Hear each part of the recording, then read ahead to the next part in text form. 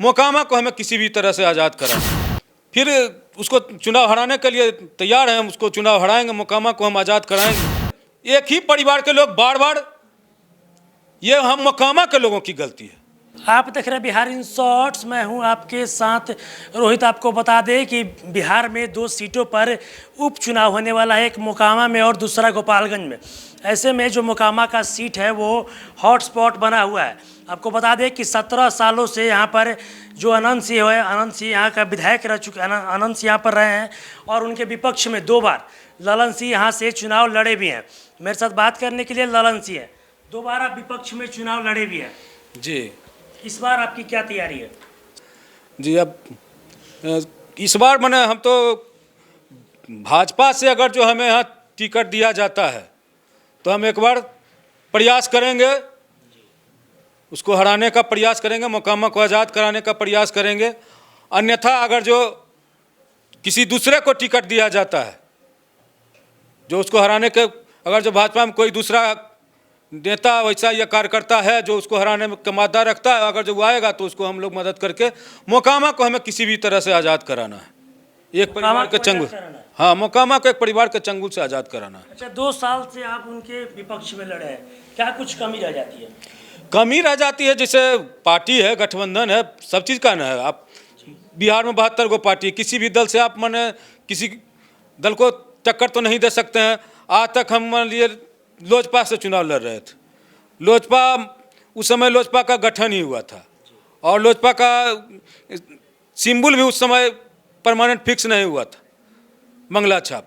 उस समय हम मोकामा में जब लोजपा को एक अच्छे पोजीशन में लाए, जब एनडीए के साथ गठबंधन हुआ, संजोग से हमें टिकट नहीं मिला, जिस कारण से फिर उसका फ़ायदा उसको मिल गया, चुनाव जीत गया।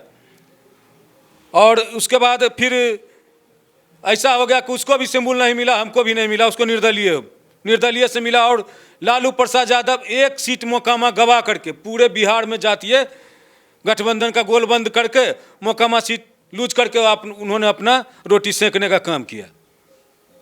बीजेपी विपक्ष की भूमिका में है, यहाँ पर बीजेपी अपना कैंडिडेट उतारेगी, आगे आपकी क्या तैयारी होगी? बीजेपी का अगर जो मैंने हमको उम्मीदवार के रूप में लाता है तो हम फिर उसको चुनाव हराने के लिए तैयार हैं, हम उसको चुनाव हराएंगे, मोकामा को हम आज़ाद कराएंगे। अच्छा, क्या मोकामा को आज़ाद कराएंगे, इसका कहने का मतलब क्या है? मोकामा 32 वर्षों से एक परिवार के चंगुल में है। कभी दिलीप सिंह हुआ करते थे, उसके बाद अनंत सिंह है, और अनंत सिंह गए तब वो उनकी पत्नी आ रही है, कल इसके बाद फिर उनका बच्चा आएगा। तो हम मोकामा के सभी राजनीतिक कार्यकर्ताओं, सभी दल के राजनीतिक करताओं को कहना चाहता हूँ कि आप काहे के लिए राजनीति में कार्य करता है। सबका सोच है कि हम मुखिया बने, पंचायत समिति बने, आगे अगर जो बढ़िया कार्य रहा विधायक, लेकिन एक ही परिवार के लोग बार बार, ये हम मोकामा के लोगों की गलती है कि कभी जातीय समीकरण, कभी कोई समीकरण में भुलावा में आ करके हम लोग फिर उसी कहा नहीं जाता है, शिकारी आएगा दाना डालेगा, जाल में उसका फंसना नहीं, और बार बार मोकामा के लोग जाल में फंस रहे हैं। उस जाल से मोकामा को मुक्त कराना है। एक तरफ जो उनकी पत्नी है नीलम देवी, वो बोलती है कि जो मोकामा, जो अनंत सिंह है, बोली अनंत सिंह को मोकामा के लोग बहुत मानते हैं। बहुत मानते नहीं हैं, परिस्थिति के मोकामा कह रहे हैं। मोकामा भाजपा के कंधे पर हुआ, आज तक मोकामा से विधायक बने हुए थे, वो अपने बदौलत नहीं बने हुए थे, भाजपा के कंधे पर ही बैठ करके। भाजपा जब भी होता था, कभी एनडीए गठबंधन से समर्थन मिलता था, उसके बाद निर्दलीय में जब लालू जी घूम करके जब तो पूरे भाजपा ही को, यहाँ के सवर्णों को लगा कि हम ही को मैंने गाली दिया जा रहा है, फिर उसको जिता दिया, हमारा टिकट कट गया, हमको टिकट नहीं मिला।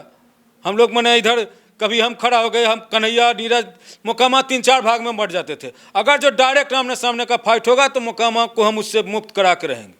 अच्छा, बीजेपी से अगर आपको सीटें नहीं मिलती है तो आप मैदान में उतरिएगा? जी नहीं, बीजेपी से अगर जो सीट हमको नहीं मिलेगा तो हम चुनाव में नहीं आएंगे। अगर बीजेपी किसी भी कार्यकर्ता को देगा तो हम उसके समर्थन में रहेंगे। जो मतलब बीजेपी किसी भी यहाँ पे उतारेगा जिसको, जी, उसको आप समर्थन? हाँ, जरूर समर्थन करेंगे। चलिए, तो अभी आपने सुना, मेरे साथ ललन सिंह थे जो कि अनंत सिंह के खिलाफ 2 बार ये चुनाव लड़ भी चुके हैं, हालांकि ये हार चुके हैं। अब देखना ये होगा कि इस बार अगर इनका कहना है कि अगर बीजेपी से हमको सीट मिलती है तो हम लड़ेंगे, या नहीं तो बीजेपी का जो भी कैंडिडेट यहाँ पर उतरेगा हम उसको पूरी तरीके से सपोर्ट करेंगे। बस इसी तरह की तमाम खबरों के साथ आप मेरे साथ जुड़े रहें। तब तक के लिए धन्यवाद।